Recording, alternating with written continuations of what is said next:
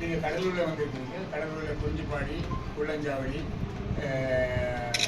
அடுத்தது இங்கே விருத்தாச்சலம், எல்லா இடத்துலையுமே ஈழத்தமிழை முகாம் இருக்குது. நாங்கள் இதுக்கு முதல்ல கேள்வி கேட்டாங்க எப்படி இருந்தீங்க. இதுக்கு முதல்ல இந்த முகாமை சேர்ந்தவர்கள் பக்கத்தில் தோட்டநூத்துன்னு இன்னொரு இடம் இருக்குது.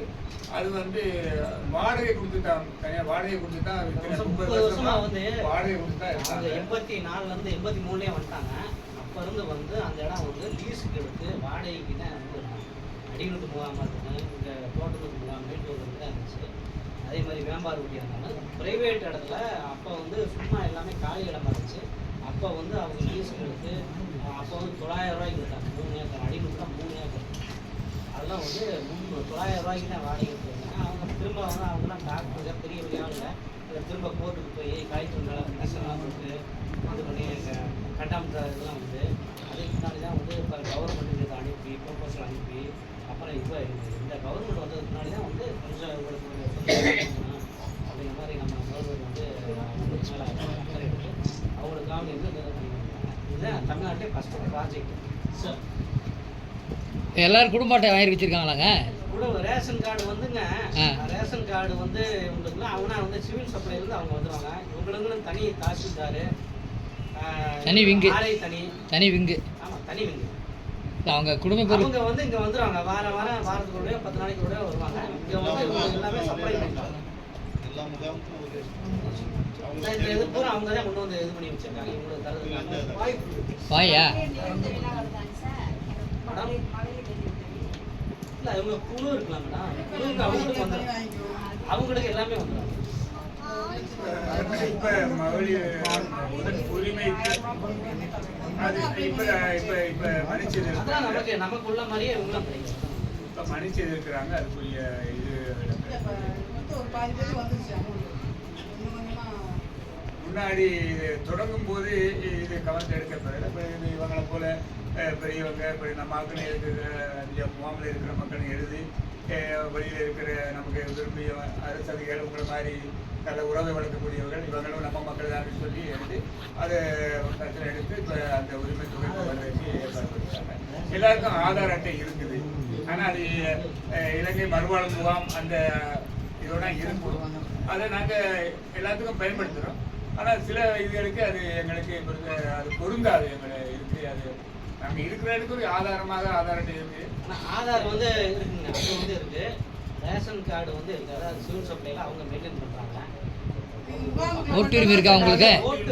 ஓட்டுரிமை வந்திருக்கா? அது விண்ணப்பிங்க, மனு போடுங்க, மனு போடுங்க. அதுக்கு கிராம சபையில் கலந்துட்டு மனு போடுங்க. சிட்டிசன்ஷிப் அவங்க தான் சார் கொடுக்க முடியும். அதுக்கு திருமணத்துக்கு கிராம நாங்கள் உங்கள்கிட்ட விரும்பி கேட்டுக்கொள்வது இப்படி பார்க்கும்போது அரசு இங்குள்ள மக்கள் அந்த ஹவுஸ் கம்யூனிட்டின்னு சொல்லுவாங்க இல்லை, எங்கள் பக்கத்தில் இருக்கக்கூடிய எங்கள் மக்கள் அரசு எங்களை தங்களால் முடிந்தளவு பார்த்துக் கொள்கிறார்கள். அது எதுவாக இருந்தாலும் எங்களுடைய மக்கள் ஒரு நல்ல ஒரு சுதந்திரமாக அல்லது இதோடு வாழணும்னு சொன்னால் ஏதோ ஒரு குடியுரிமை பெற்றவர்களாக வாழணும். அதான் நம்ம ஒரு மனிதனுக்கு வாழும் உரிமை, அவன் குடிவாழ்கிற உரிமை, அந்த உரிமை ஜனநாயக கடமை ஆற்றுவதற்கு எங்களுக்கு இன்னும் அந்த வாய்ப்புகள் கிடைக்கல. உங்களுடைய ஆதரவுகள் இருந்துச்சுன்னா இல்லை அரசு நம்முடைய தமிழகத்தில் இருக்கக்கூடிய எல்லா கட்சிகளும் நமக்கு ஆதரவாக தான் இருக்கிறாங்க இந்த குடியுரிமை தொடர்பான விடயத்தில். நீங்களும் சேர்ந்து இன்னும் கொஞ்சம் அதிகமாக நம்முடைய மக்களும் சேர்ந்து இது கொள்கிற பொழுது நிச்சயமாக அது எங்களுக்கு கிடைக்கின்ற நம்பிக்கை எங்களுக்கு இருக்கிறது.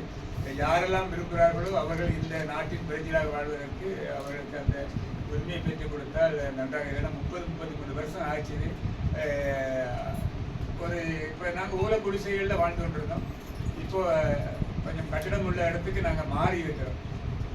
அது ஒரு வகையில் எங்களுக்கு மனதுக்கு திருப்தியாக இருந்தாலும் எல்லாரும் எந்த மக்களுக்கு இப்போ எங்களை பிள்ளைகள் போய் எங்கெல்லாம் படிக்கணுமோ அங்கே போய் படிப்பதற்கு அந்த என்ன அரசாங்கம் மூலமும் பல உதவிகளை செய்யுது.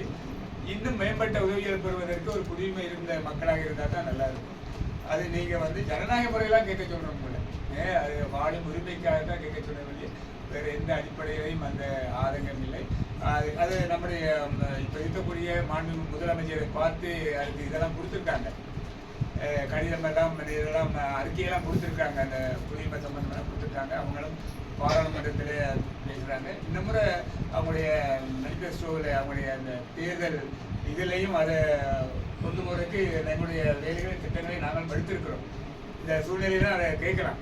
இந்த பாராளுமன்ற தேர்தலில் இந்த மக்களுக்கு இதை சேர்த்து கொள்ளணும் அப்படின்றது அவர் இந்திய அரசாக இருந்தாலும் சரி, அது இந்தியாவில் எந்த அரசாக இருந்தாலும் சரி, அறிவுன அரசாக இருந்தாலும் சரி, இங்குள்ள அரசுகள் கட்சியாக இருந்தாலும் நாங்கள் நம்பிக்கடன் பட்டவர்களாக தான் இருப்போம். ஏன்னா எங்களை 33 வருஷமாக பார்த்து கொண்டாங்க. குறைகள் இல்லாமல் தேவைகள் கொஞ்சம் இருக்கிறது. அதுகளையும் எங்களுக்கு பார்த்து செய்து கொடுத்தாங்கன்னா இன்னும் நன்றாக இருக்கும். நம்ம சொன்னாங்களே 60,000 இதில் ஒரு மேலே தொட்டி எங்கள் வசதிகள் இருக்குது. அவங்களே சொன்னாங்களே அந்த கான்ட்ராக்டில் சில இதுகள் இருக்குது.